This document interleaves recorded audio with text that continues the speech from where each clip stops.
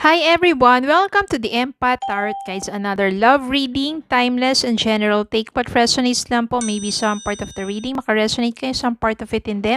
Tingnan natin ngayon kung anong love connections, lessons in life, and guidance ang ating mababatid for this reading. Spirit guides, send me messages. Anong love connections ito? Mga aral at gabay sa buhay, pag-ibig ang nais niyong ipabatid sa amin. Spirit guides, send me messages about your guidance, love connections, lessons in life na nais ninyong ipabatid sa amin. Spirit guides, send me messages.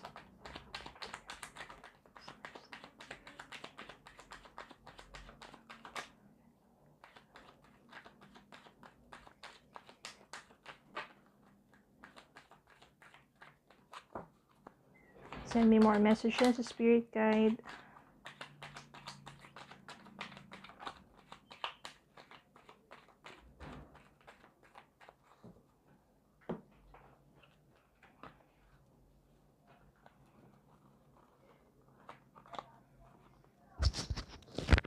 Seven of Swords. Pag nakita niyo yung Seven of Swords, di ba, yung iba alam na talaga yan. Hangman.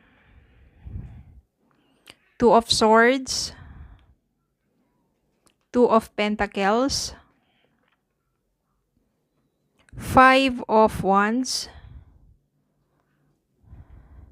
Death card. Huwag po kayo matakot sa death. Yan. Two of Cups. Five of Cups. Sa tingin ko, very quick lang tong reading natin, pero napaka-straight forward ng message na pinaparating dito. Seven of Swords, lies, cheating. Maaari ito sa relasyon ninyo na yung person ninyo, o basta sa relasyon ninyo, merong mga nangyaring kasinungalingan at pagtataksil or pag-cheat o yung pagtatago sa inyo ng mga kasinungalingan. Yan. Although parang ang nangyari dito, no, yun yung nagsimula ng inyong pag-aaway. Kasi nga naman, naging complicated ang mga sitwasyon na maaring may third party or kung ano man yung mga kasinungalingan na ginawa sa'yo ng person mo, na parang wala, sa sobrang gulo na inyong pagsasama, pagtatalo na lang araw-araw dahil nga doon sa ginagawa niyang kalokohan, ng ganyan-ganito, or umalis yung person mo, lumayo sa'yo, ikaw wala ka na lang ginawa. Hangman, patuloy ka pa rin naman nandyan na dumadalangin. Kasi yung hangman is, kahit na wala kang any actions na ginawa, you still reflect spiritually. Maybe you're still praying na yung person mo magbago,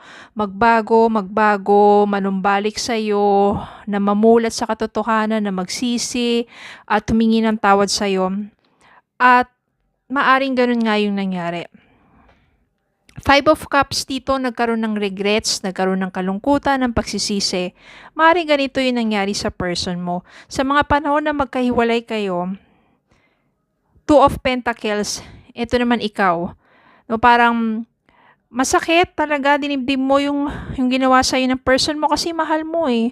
Pero bakit ganun, di ba? Nagtiwala ka, nagmahal ka, sinaktan ka. May mga panahon na hindi ka makatulog, tuwing gabi, kakaisip. Nandun na yung naapektuhan na yung kalusugan mo, yung stress mo, nadidepress ka. Kapag ikaw lang mag-isa, hindi mo mawari na talagang umiiyak ka na lang, di ba? Kaya, minabuti mo na lang na magpaka-busy. Two of Pentacles dito, kaliwat kanan ng ginagawa mo sa pagtatrabaho, pag-aasikaso ng kung ano-ano. Basta, ginamit mo yung oras mo para magpaka-busy, para maging busy, para hindi mo siya masyadong maisip na. Kasi kung hindi, baka mabaliw ka lang ng husto at sobrang ma-depress ka. Ikasasama pa ng kalusugan mo. Dumating dito yung time, death, ito na yung pagbabago. Dahil, ganito po yan kapag ikaw talaga hindi mo siya masyadong naiisip na at nagpo-focus ka na sa sarili mo, dumadating yung time na tumataas yung energy mo, yung vibrations mo, and you become more attractive. Hindi lang sa ibang tao, hindi lang sa new person, sa paligid mo, you become more attractive dun sa person mo. Kaya naman, bumabaliktad kasi yung energy niyan habang ikaw tumataas yung vibrations mo, tumataas yan. Yung person mo ngayon nakakaramdam ng matinding kalungkutan because of regrets kasi maaring sa mga panahon na yun, siya naman yung dinadalaw ng mga sabihin natin hindi magagandang bagay, na hindi nagiging masaya, na hindi nagiging maganda yung takbo ng pamumuhay niya. Ganun yung nangyayari sa kanya. Kaya ngayon, nararamdaman niya rin yung matinding kawalan mo, lalo na kung meron siya nababalitaan sa'yo na napakaganda at napakaayos na tinatakbo ng pamumuhay mo. Especially, di ba, kapag umuunlad ka, samantalang siya naman, puro na lang hindi magaganda ang nangyayari sa kanya. Which is, sabihin natin yung karma, di ba? Ngayon, magsisisi yan, dun niya mapapagtanto yung pagbabago. Kasi full of regrets na yung nangyayari sa kanya. No? Kaya nandito yung death card dito, meaning changes. Good changes. Maaring ganun na mangyari sa person mo. Ikaw naman, nagpatuloy ka sa buhay mo, naging masaya ka na, naka-move forward ka na, okay ka na, medyo na-accept mo na, ina-accept mo na yung nangyari sa inyo, at naging okay ka na. Lalapit yung person mo, sa umpisa, magdadalawang isip ka. Kasi nga naman, okay ka na, bigla na namang darating siya, diba, hindi mo siya na masyadong iniisip niya, pero ikaw naman ngayon yung iniisip niya. Ikaw naman ngayon yung magpaparamdam naman siya ngayon sa'yo, na nais niyang bumalik. Ikaw, syempre, lalo na kapag nag-reach out siya, mapapadalawang isip ka, tatanggapin ko ba tong taong to? Bibigyan ko ba ng pagkakataon magsimula kami muli? Or hindi na lang? Pero since lumabas dito si Two of Cups, malakas ang tsansa na maybe you will forgive this person at bibigyan mo siya ng panibagong pagkakataon. Again, iba't iba po kayo ng sitwasyon, iba't iba po yung lalim o yung ugat ng sakit na inyong naranasan. Pero nandyan po yan, nasa sa inyo, how to forgive, how to accept, and how to start over again. Especially when you feel that that person is very sincere in asking forgiveness and yung talagang pagbabago, okay, sa sarili niya. And since na dito si Two of Cups, malakas talaga yung chance dito and energy that you will accept that person once again. At maganda naman dito kasi Two of Cups is nandun talaga yung feelings and yung love sa isa't isa. Maybe that person realizes na ikaw talaga yung mahal niya at natukso lang siya or nagkasala lang siya. Okay, sa mga ganong pagkakataon. Tignan po natin ang mga mensahe ng mga angels.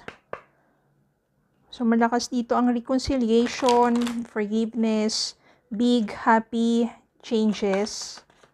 Because yung person mo ay maaring nagsisi na sa kanyang mga nagawa sa'yo at nanunumbalik na sa piling mo.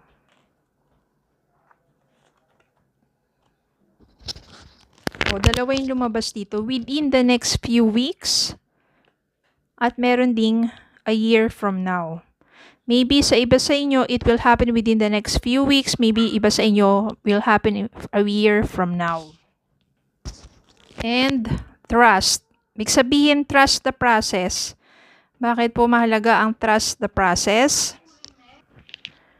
So yun nga, trust the process or trust the universe or trust God. Kasi minsan nagkakahiwalay yung magpartner, no? Dumadaan yung problema sa kanila, yung mga pagsubok. At dun sa pagkakahiwalay na yon, sa mga panahon na yon, may mga lessons na ibinibigay sa inyo, dun sa person ninyo. May mga lessons na kailangan ma-realize, kailangan mapagdaanan bago bumalik yung person mo sa'yo. Ang importante dito, since nandito yung death, rebirth, panibagong pagkatao, big happy changes, transformation. no? Kasi marami siyang natutunan sa kanyang mga pagkakamali at yun din yung magiging simula ng kanyang pagbabagong loob. At kapag ganun yung nangyari, yung Two of Cups dito, napakaganda. Again, kapag tinanggap ninyo yung taong yan, wala na pong sumbatan. Kasi bakit nyo pa tinanggap kung araw-araw nyo lang susumbatan at ibabalik sa kanya yung nakaraan? Magsimula muli at magkakaroon kayo ng isang napakasayang pagsasama. No, parang magsisimula muli. Uusbong ulit yung love. And this time, sa dami ng yung mga natutunan sa inyong naging relasyon, sa inyong mga pagkakamali, ganyan, mas magiging maganda at masaya ang inyong pagsasama. Okay, so yun lang po. Maraming salamat po for watching. Please don't forget to like, share, comment, and subscribe. Follow me on Facebook and TikTok. Have a good day po and God bless.